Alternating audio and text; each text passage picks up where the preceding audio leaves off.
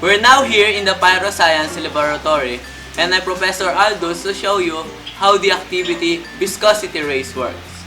So before that, let me tell you the objectives of this study. First, we need to determine the viscosity of the given liquids. Second, describe the flows of gas in different liquids. So, are you ready, co-pyros? Let's get started. Let us welcome here our guest, Professor Adriel Lebido from the Pyromedical Laboratory. Hello. Good afternoon. Dr. So, what do you think of these liquids is the most viscous of all? I think it's the honey because of its texture. Oh, that's a good guess. So, let's find out.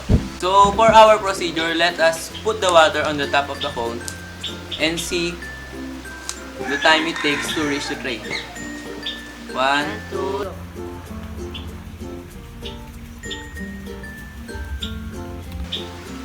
So it takes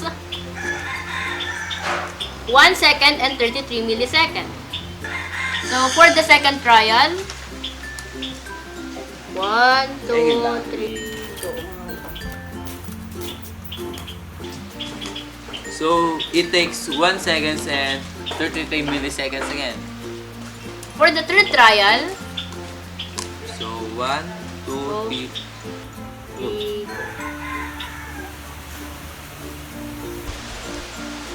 So, it takes 2 seconds and 27 milliseconds. So, let us go on to the cooking oil. So, for the cooking oil, 1, 2, 3, go.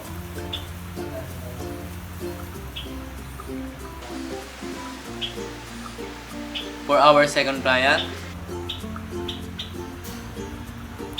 for our third trial,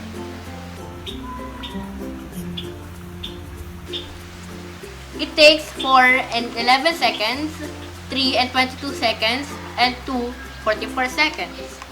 to reach the tray. So, let's go on to the syrup. We will again pour it to the cone. So let's find out. 1, 2, 3.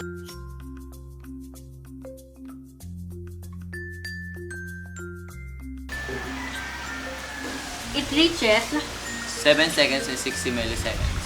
for the second trial.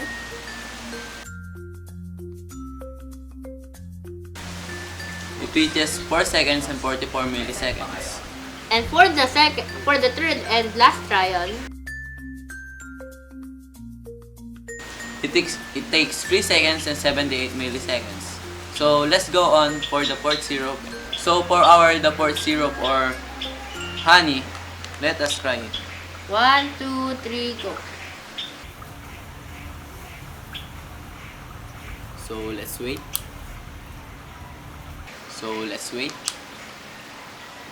Its resistance to flow is so high Yes. that its honey can't reach the tray. For Let's find out.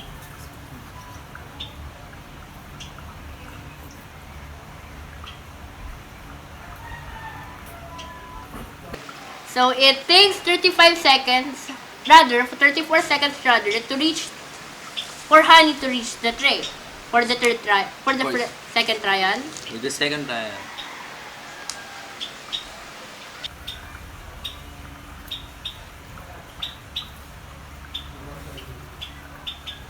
So, let's wait.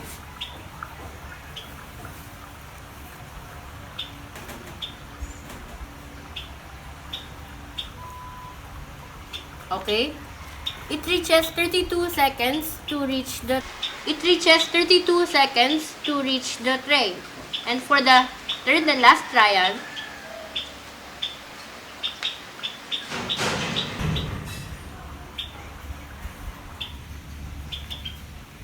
So, let's wait. again.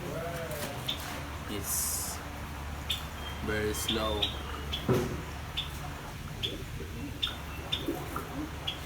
And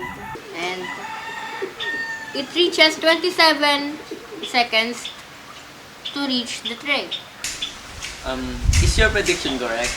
Yes, I predicted that honey will be the most viscous of them all. Which liquid is the most viscous of all? And how do you say that? I think it's the honey, or rather, it's the honey, because it's the most viscous because it reaches the tray on the longest period of time compared to those liquids. So, which liquid is the less viscous? I think it's the water because it is the liquid that reaches the tray with the shortest amount period of time. So, for our fourth questions, how do you describe viscosity in your own words? I think viscosity is the resistance of a liquid to flow. Just like what honey showed to us, when we pour that, it takes a long amount of time to reach the tray. So that by me means the viscosity. So, compare how the liquid flow to or how the lava flow. I think the lava and the honey or the other liquids have commonalities. For example, various types of lavas have their own silica content.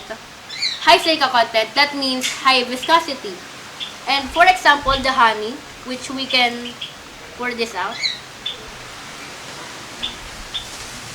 it means that in lava, high viscosity means high silica content.